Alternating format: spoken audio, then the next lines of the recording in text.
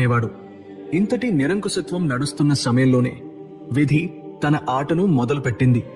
ఒకరోజు నమ్రుద్ దగ్గరకు ఒక జ్యోతిష్యుడు వచ్చాడు. ఆకాశం నుండి వచ్చిన ఆ వాక్కు నమ్రుద్ గుండెను చీల్చేసింది. నీ రాజ్యాధికారాన్ని, నీ దేవత్వాన్ని సవాలు చేసే ఒక బిడ్డ త్వరలో పుట్టబోతున్నాడు. బంగారు కోటల్లో ఉన్న నమ్రుద్ ముఖం కూడా పాలిపోయింది. వెంటనే అతను ఒక క్రూరమైన ఆజ్ఞని ఇచ్చాడు. ఇకపై ఏ తల్లి కూడా బిడ్డను కనకూడదు. పుట్టిన ప్రతి బిడ్డను కనికరం లేకుండా చంపేయండి. వీధుల్లో రోదనలు వినిపించాయి. తల్లుల కళ్ల నుండి కన్నీళ్లు వరదలే పారాయి. అన్యాయపు ఆనవాళ్లు రక్తంలో మునిగిపోయాయి. కాని అల్లాహ్ ఎవరినైనా రక్షించాలి అనుకున్నప్పుడు ప్రపంచంలోని అన్ని ద్వారాలను మూసివేసి తన కోసం ఒక ప్రత్యేకమైన ద్వారం తెరుస్తాడు. హజరత్ ఇబ్రాహీం అలీహిస్సలాం గారి తల్లి ఒక కొండ గుహలో ఆశ్రయం తీసుకున్నారు.